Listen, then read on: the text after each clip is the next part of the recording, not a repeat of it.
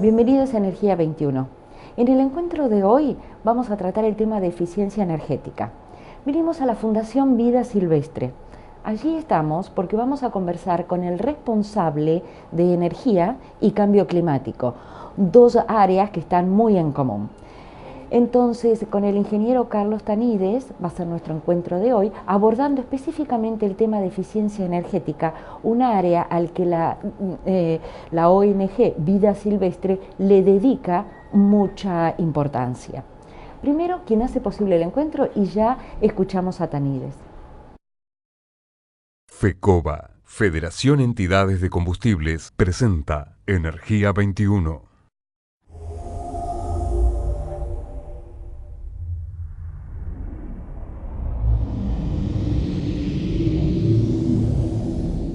Como ONG ambiental que somos, nos interesa el tema energético porque la actividad energética, la actividad de producción, de transformación de energía tiene un impacto fuerte en los ambientes, de diversas maneras.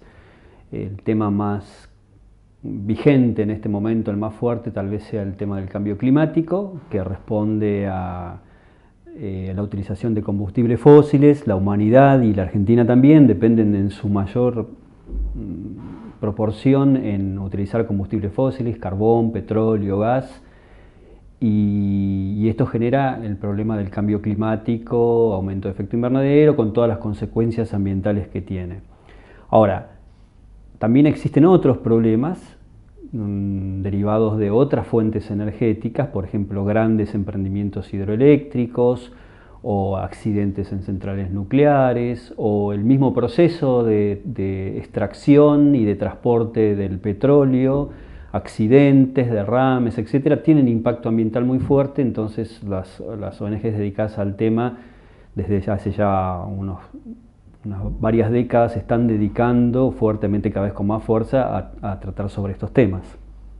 Una temática que ustedes abordan dentro del área de energía y cambio climático es la de eficiencia energética.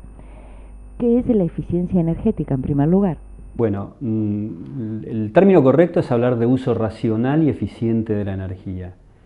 Es el más abarcativo. El concepto más genérico es tratar de que cuando nosotros obtenemos un servicio, lo que nos importa a nosotros es el servicio, la luz, el calor, la climatización, el transporte, utilicemos menores cantidades de energía. O sea, para obtener el fin, que es el servicio, usemos menores cantidades de energía. Y ahí aparece el concepto de uso racional y eficiente de la energía. La parte de racional tiene que ver con aspectos relacionados con la forma en que yo utilizo las instalaciones, los artefactos. Típicamente lo que más se escucha es no dejen las luces encendidas, apaguen las luces, que son innecesarias. Esa es una de las tantas medidas que existen. Eso es hacer uso racional de la energía. Ahora, cuando hablamos de eficiencia energética, lo que estamos hablando es de que la tecnología que tiene el artefacto que transforma la energía en el uso, por ejemplo, en este caso la lámpara, que consume electricidad para darnos luz, sea más eficiente. Entonces acá aparecen las nuevas tecnologías de iluminación que han reemplazado las lámparas incandescentes por lámparas de bajo consumo o por LEDs. Cada una de estas tecnologías cada vez consume menos energía y sin embargo nos siguen dando la misma cantidad de luz. Eso es eficiencia, es tecnología. Entonces son estos dos conceptos, los dos son importantes. Los dos tienen un potencial, nos pueden dar un potencial de ahorro grande, por eso hay que manejarlos a los dos simultáneamente. Uno tiene que ver con la conciencia, y el otro con la educación, y el otro tiene que ver con la tecnología. Hacía mención recientemente al potencial de ahorro. ¿Hay más o menos una dimensión de Argentina en qué condiciones está? O sea, si implementara medidas de uso y eficiencia energética, ¿qué capacidad de ahorro energético finalmente tendríamos? Bueno, hay algunos estudios, el último de envergadura lo hemos hecho nosotros, un escenario de potencial de ahorro de energía con políticas de eficiencia, de uso racional y eficiente de la energía al 2030, que muestra todo este potencial, está publicado en la web y la gente la puede bajar o acercarse y tener un ejemplar. Lo que muestra ese estudio es que en términos eléctricos el potencial es muy grande.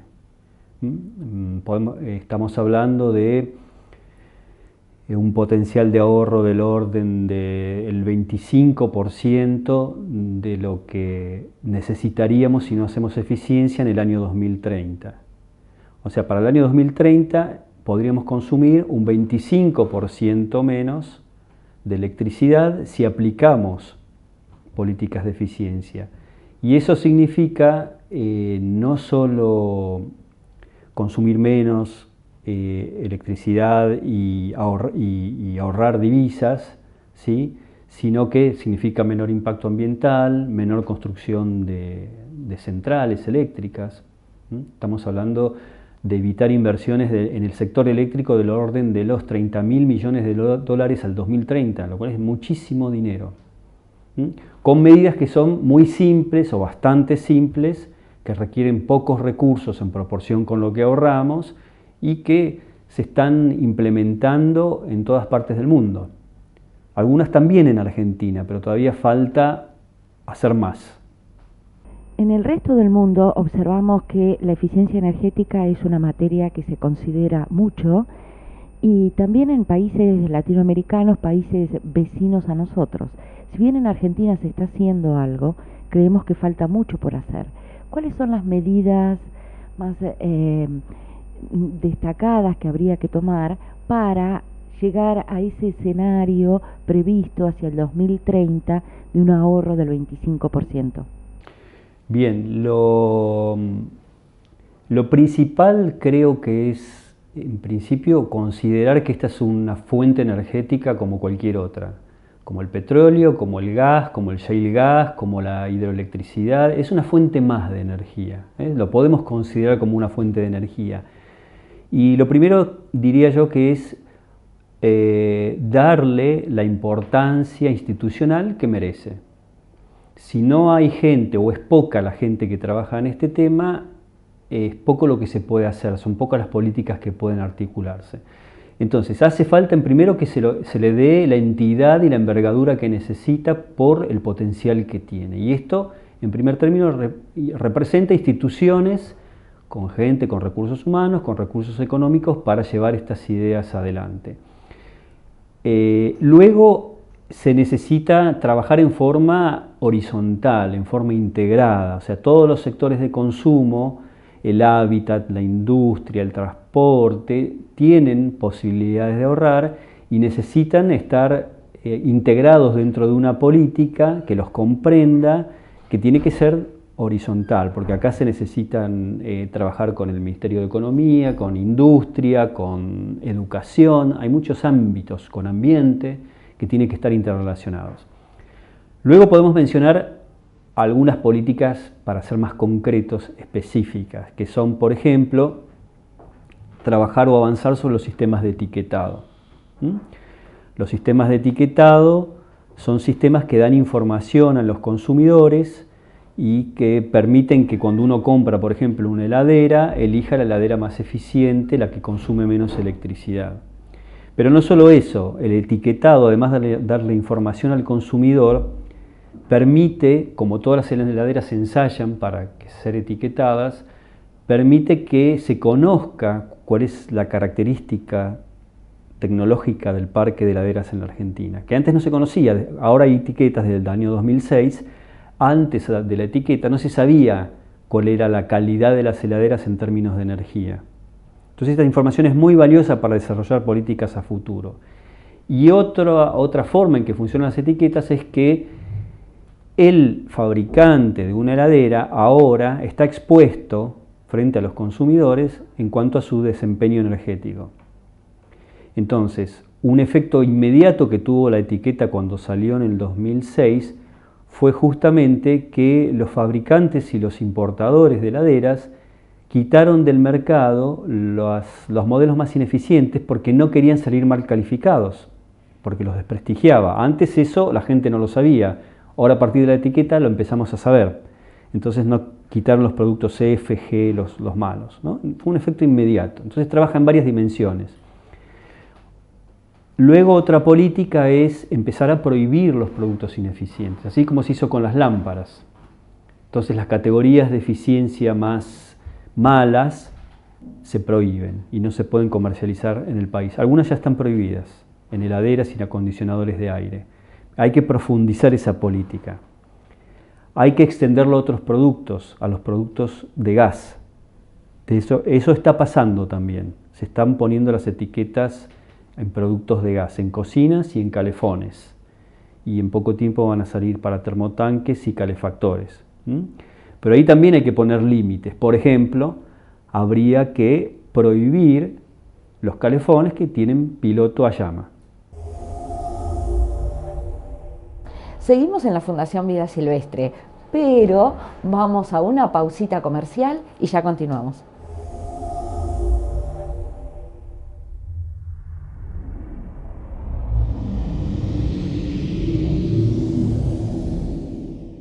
Cursos de fabricación de aerogeneradores de electricidad. Asociación Argentina de Energía Eólica. Sitio web argentinaeólica.org.ar.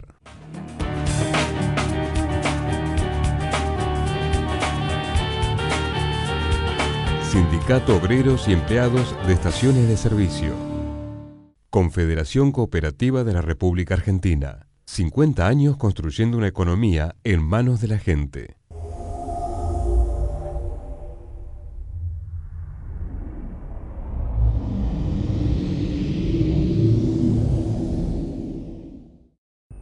Ustedes hicieron una campaña a comienzos de este año donde justamente insistían en la importancia de no utilizar la llama piloto del calefón. Bien, por ejemplo, si todo ese gas que va a los pilotos, en vez de ir al piloto del calefón, se colocase en una central eléctrica que quema gas, de hecho las centrales eléctricas, muchas de ellas queman gas, el producido por esa central eléctrica sería equivalente a más o menos 800 megawatts de potencia eléctrica. Para que tengan una idea respecto a este número, esa potencia es equivalente a lo que produce todo el plan nuclear argentino. Un plan nuclear que está desarrollándose desde hace 40, 50 años, que produce hasta el momento 1000 megawatts, un poquito menos, bueno, ahora va a entrar a Tucha 2 o ya entró, pero para tener una idea de cómo una medida que parece inofensiva o que parece hasta trivial puede tener un impacto muy grande, porque el consumo, la cantidad de energía que se va en los 6 millones de artefactos que tienen o más que tienen llamita piloto es enorme sumada. Puede haber algún televidente que diga, yo no sabía que el piloto gastaba. Puede ser, o piensan que gasta poco, y es más o menos la tercera parte del consumo de un calefón es el piloto. Multipliquemos por los millones de calefones que hay y pasa eso. Y lo más interesante es que en la Argentina se fabrican calefones sin llama piloto a gas desde hace como 10 años, pero no se venden porque la gente no los conoce, porque tenemos una cultura en que queremos ver la llamita del piloto, nos sentimos más seguros, no sé.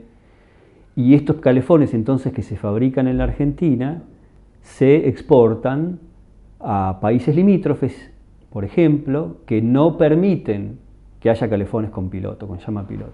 Estos son los absurdos que pasan en la Argentina y que todavía, inexplicablemente, porque esto no es una cuenta nueva, es una cuenta que se está haciendo como hace 5 años, la conoce el Energas, la conocen los ámbitos que tienen que ver con este tema, inexplicablemente todavía no se avanza sobre el tema. ¿En qué artefactos hoy es obligatoria la etiqueta de eficiencia energética? Bueno, en la parte eléctrica es obligatoria en heladeras domésticas, heladeras residenciales, acondicionadores de aire también residenciales, en lavarropas y en lámparas eléctricas. y es de esperar que en poco tiempo haya etiquetas también en televisores, en stand-by de aparatos, en electrobombas. Hay otros productos que están por ser etiquetados en algún momento. En gas natural, lo que es obligatorio en este momento son las cocinas y los calefones. Y en breve van a ser los termotanques y los calefactores. ¿Sí? Y bueno, entonces la idea es que este sistema de etiquetas se extienda a más productos y que vayan aumentando los niveles de eficiencia. Un producto, un artefacto en donde sería muy interesante que haya etiqueta de eficiencia por la importancia en el consumo, por la importancia en el presupuesto de la gente, etc., es en los automóviles. Los automóviles pueden tener etiqueta de eficiencia, deberían tener etiqueta de eficiencia, porque nosotros en este momento no sabemos cuánto consume un auto. No podemos comparar un auto con otro porque la información, uno no sabe bien de dónde la obtienen, cuando figura el consumo, no sabe bien con qué procedimiento lo hicieron, entonces por ahí no es comparable lo de un coche con lo de otro automóvil, y en algunos casos ni siquiera existe. Yo he averiguado hace poco tiempo y hay marcas que directamente no dan el consumo de los automóviles. Entonces, esto no puede ser, porque el transporte es el principal consumidor de energía de la Argentina. Entonces tenemos que tener políticas fuertes sobre la eficiencia en este medio. Otro artefacto o vehículo que debería ser etiquetado con urgencia son los camiones. Todo el transporte de carga en la Argentina representa más o menos el 60% del consumo de energía y la mayor parte, el 95% de la carga se transporta en camiones. Entonces, una de las medidas es que los camiones sean más eficientes, ¿sí? Y esto se logra con etiquetas y otro tipo de medidas también. Otra medida es que empecemos a transportar más carga por ferrocarril y menos carga por camiones, o por barco y menos carga por camiones. Esto es una política, todas estas medidas tienen que implementarse y son medidas que se van articulando y van progresando paulatinamente, no son instantáneas. Pero en algún momento hay que comenzar. El mundo tiende a hacer una mirada muy auspiciosa sobre el tema de eficiencia energética y pareciera que en Argentina no le damos la importancia que en otros lugares le destacan a la eficiencia. Entonces, ¿usted percibe que esto va mejorando o que va muy lentamente al punto que genera pesimismo? No, yo soy optimista y se nota que poco a poco vamos tomando más conciencia en la Argentina de este tema. Concretamente, desde el año 2006 empieza a implementarse el sistema de etiquetado y poco a poco van apareciendo nuevas etiquetas y esto es auspicioso y se han tomado algunos estándares y esto es bueno. Lo que falta es darle un poco más de fuerza, más de vitalidad al sistema, de poner artefactos que son importantes, los motores eléctricos, por ejemplo, urgente tenemos que etiquetarlos porque son el principal consumidor, el motor eléctrico industrial es el principal consumidor de electricidad de la Argentina y no tiene etiquetas de eficiencia, entonces este lo tendría que tener, y avanzar con estándares. Estándares significa prohibir los productos ineficientes, ¿no? De una forma más fuerte. Otro tema vinculado a esto es la educación. Se educa poco en el sistema educativo en cuanto al ahorro energético o al uso racional de la energía o a la importancia de conocer medidas para utilizar gastando menos. Sí, el sector educativo es fundamental en todos los niveles, en los niveles los primeros niveles, en el jardín, en la primaria, en la secundaria, tomar conciencia de la cuestión energética y de la importancia no solo para nuestro desarrollo humano, porque la energía está metida en todo nuestro desarrollo, la salud, la educación, todo lo que nosotros consideramos valioso en términos de desarrollo está ligado al consumo energético, pero también por el impacto ambiental que tiene, ¿sí? Entonces hay varias dimensiones que hay que interpretar simultáneamente. Pero también a nivel profesional es fundamental porque quienes construyen casas, quienes construyen instalaciones o diseñan equipos, etcétera, tienen que tener esta noción. tienen que ser educados, tienen que ser formados con este concepto. Y es poco lo que hay. En las universidades hay materias que tratan tanto en arquitectura como en ingeniería, que tratan estos temas, pero en general son de carácter optativo. Entonces la cursan algunos alumnos, otros alumnos no la cursan. Todavía no ha tomado el protagonismo que debería tomar, ¿no? Volviendo al tema de las medidas, ¿qué le parece se podría implementar en forma inmediata y cuáles a más largo plazo, además de las ya vistas? Bueno, yo he mencionado las que son inmediatas. Las etiquetas en los productos, en los automóviles, en los motores eléctricos, son medidas inmediatas o relativamente inmediatas que en un plazo de un año podrían estar implementadas si hay voluntad de hacerlo. La prohibición de artefactos muy ineficientes, como dijimos recién, los pilotos, etcétera, también son importantes. Luego tenemos medidas que son más específicas, por ejemplo, para el sector industrial. La medida que nosotros hemos evaluado en los escenarios y que es enorme, el potencial que tiene de producción de energía y de ahorro, es la que se vincula con lo que se llama cogeneración industrial, que es producir electricidad y calor en forma simultánea. En este momento nosotros, las industrias, la electricidad o la producen o la traen de la red, por un lado, y el calor para generar vapor, por ejemplo, lo producen por otro lado. Si se integran estos dos procesos, el proceso es mucho más eficiente, esto se llama cogeneración, y podemos ahorrar mucha energía. Y además producir electricidad, que se vuelca a la red.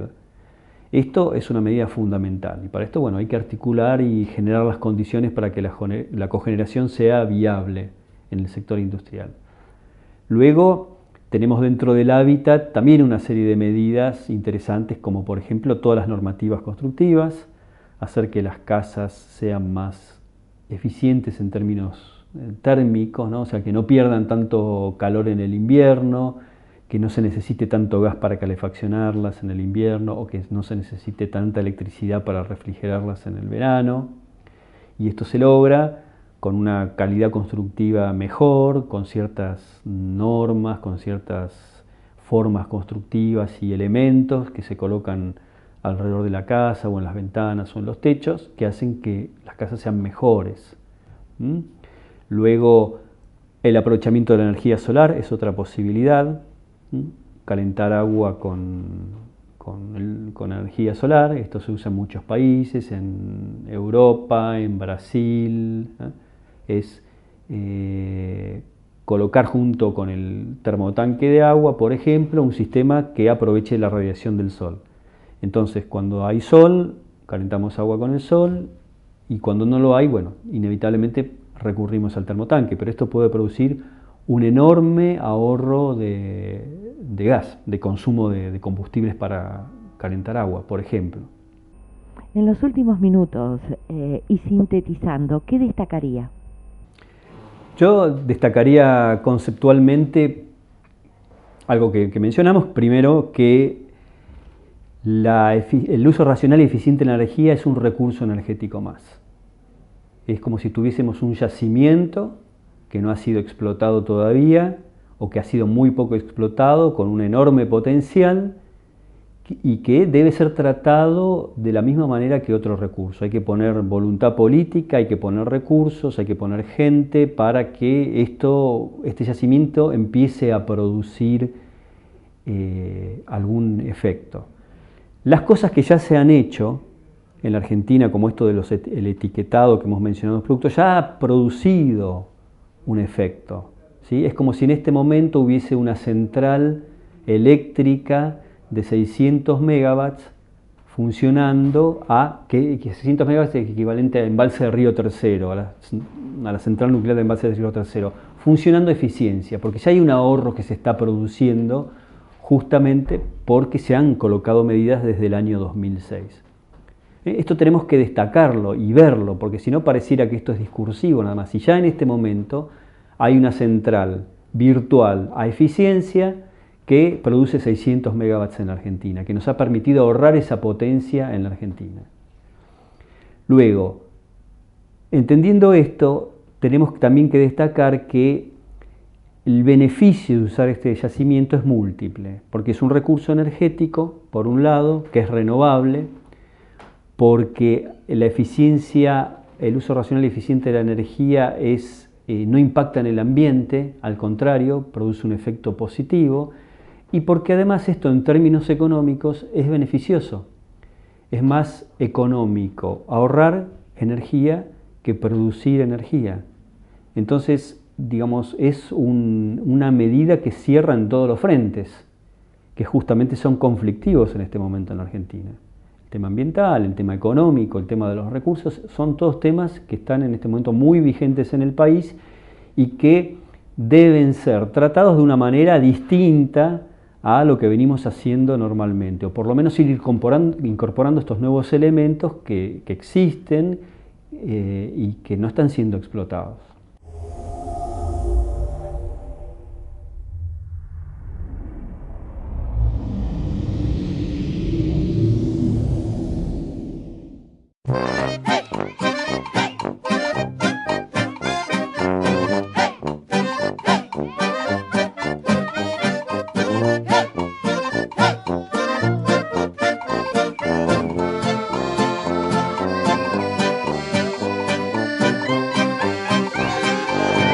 En 2 días, el día domingo, tenemos el festejo del Día del Gremio y el Día del Niño en el Luna Park. Por eso queremos aprovechar para seguir invitando a todos los compañeros trabajadores.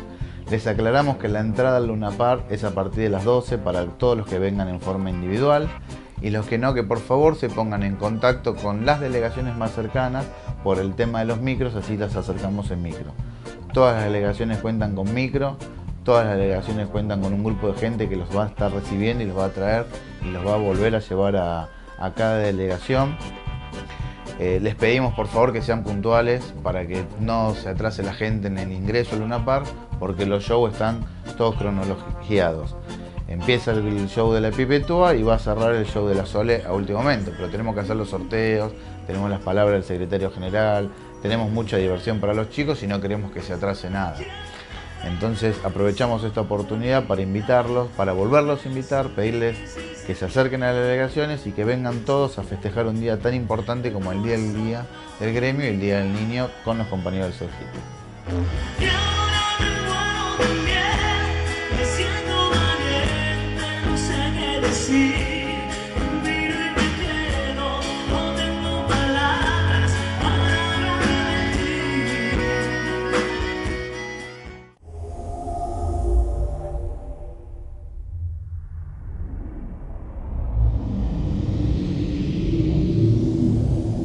Nos estamos yendo, nos encontramos dentro de 7 días.